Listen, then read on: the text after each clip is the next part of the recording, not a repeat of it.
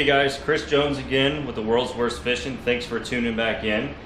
So we're going to continue our new series today, popular colors from the bait garage, as it were. And today we're going to make a very popular color, at least in Florida. It's huge among flipping baits, Okeechobee Craw. So Okeechobee Craw is a 2-color laminate. You basically have watermelon seed on one side, and then basically a deep royal blue with blue flake on another side. So we're going to show you how to make that, and it's not a very difficult color, but you don't want one side to be too dominant than the other, or else it doesn't really mix too well in the legs of the bait. So we're gonna jump right in, and thanks for watching, and this is Okeechobee Craw. Okay, so just like always, I've got 1 measuring cup of plastic in each Pyrex cup so that we can keep our formulas nice and consistent. So again, we're just going to use our blue color here, as you can see, phthalo blue. I don't even know how to pronounce that, but this is a really great color. So we're just going to shake it up here. And for a laminate color, I want both sides to be pretty thick. I want a lot of color. I don't want it very see-through. So I'm basically going to add probably 50 or 60 drops. And now we're going to add watermelon coloring, just like we did when we made watermelon red. So we're going to do the same there, about 50 drops. Next up will be our heat stabilizer. And neither one of these colors really scorch all that easy. You have to really overheat blue, and you have to really overheat watermelon to ruin it and to dull the color. But we're going to add some of this for good measure. It's a very important step, especially if you're going to be cutting your sprues up later and doing a lot of remelting. So let's see what we have. Yeah, that's looking nice and thick. And then here's our watermelon side, looking good. So now we're gonna pop these into degasser, degas them cold, and then we'll heat them up, and then we'll add our flake, and then from there we'll shoot the molds and see what we have. So again, we did 3 minutes on the microwave. We're a little bit into it so far, but that should cook it just about perfect. And then we'll take it out, then we'll degas it hot, and then we're ready for the next step, which of course is to add the flake. So that's what it looks like when it's degassing hot. It basically looks like it's boiling, and it gives off a lot of steam or smoke or fumes. And once it starts boiling like that, you pretty much know that it's done. So we'll burp it a little bit here, let the pressure off, and then we can go ahead and take that out. Okay, so the next step is to add our flake. So on the watermelon side, we're going to use 0.35 millimeter black flake, which is the medium black flake. So we're going to go with a 1/4 teaspoon again. So we're going to put that in, and that's about all the black flake we need on the watermelon side. Now on the blue side, we actually want a little more glitter, I think, than a 1/4 teaspoon. The blue really stands out in this color.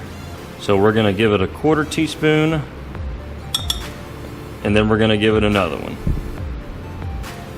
So all in all, about a 1/2 teaspoon, and maybe just a smidge more for good luck.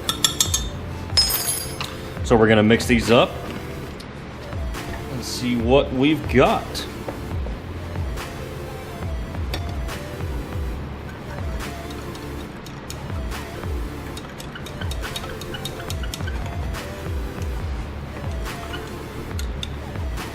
There's our watermelon seed, which is basically all we made here. I don't know if you can see that black flake, but there doesn't need to be a whole lot of the black flake in this color. And then on the blue side, you want lots of blue flake. I mean, that really looks good. It stands out, it's flashy. It's gonna grab that fish's attention. So I think we've got something that we'll like here. Okay, so with any laminate bait, the key to getting a good even laminate is for both your plastics to be at a similar temperature. So the way that I like to do it is I kind of like to mix it up a little bit, and then I take a temperature gauge, then I put it right in there. So that is 327 degrees, give or take. So we'll stir this one up. And that is 314. So we're not quite there. So what we're gonna do is we're gonna heat this one up a little bit more, just 10 or 12 seconds in the microwave, and they should be good to go. All right, so we're gonna draw up. And I want the green side on as the top side of the mold. So you have to know how your mold is laid out. And this is the frog mold. So I know that the right side is the top of the frog. And then you can't make Okeechobee Craw without making some crawls. So these molds that I'm doing now, these are our crawfish bait. It's a 3.5 inch crawfish bait that we call the punch bug. And it's a very good trailer bait, and it makes a very good punching bait, hence the name punch bug. So you can flip with it, you can punch heavy cover. So there are our two colors, and everything looks like it mixed pretty evenly. So we'll let these dry for just a minute, take them out, and see what we've got. Okay, moment of truth. Let's open up one of our frog molds here and see if we got anything that resembles Okeechobee Craw. They're probably still drying a little bit here, so we'll just take this one off. All right, so there's our blue bottom, and there's our watermelon seed top. So I think that one turned out pretty well. Let's take a look at this one. Yeah, nice blue bottom there. Okay, yeah, the crawls turned out great. There's the blue bottom, green top. So I've got them all sitting here. All right, and here are the crawls inside. So I've kind of got them lined up here to where you can see both sides. And if you hold one up here, you can, and if you hold one up, you can kind of see some of the aqua colors in the legs where it mixes. So yeah, I mean, you gotta make a Okeechobee Craw bait. There's no getting around that. But yeah, those turned out really well. So I'm pretty happy with them. And yeah, so that is how we make Okeechobee Craw at Land is the Limit. Well, hello, Cammy. But yeah, so just wanted to bring them inside and set them up here where there's a little bit better lighting, and just kind of let you see them for what they really are.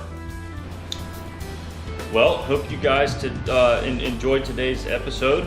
Okeechobee Craw, like I said, is really popular, at least in flipping baits. I mean, it's just a great natural bluegill brim color. And I mean, these are just really awesome. In fact, these are going straight to the tackle box. I'm not even playing around here. These turned out really nice. But you know, it's a very versatile color. It's a very natural color, and you know, the fish pretty much eat it everywhere you go. You know, you flip this baby in some grass, and you're probably going to get bit. So whoever first came up with that color, my hat's off to you. But anyway, that is how we make Okeechobee Craw here at Land is the Limit. If you're interested in some of these or any other crazy colors you can come up with, just send me an email. You can email me at worldsworstfishing@gmail.com or landisthelimit@gmail.com, or just shoot a comment below on the video and let me know what you've got in mind, and we'll see what we can do. Thanks for watching The World's Worst Fishing. Hope you liked today's episode, and we'll see you next time.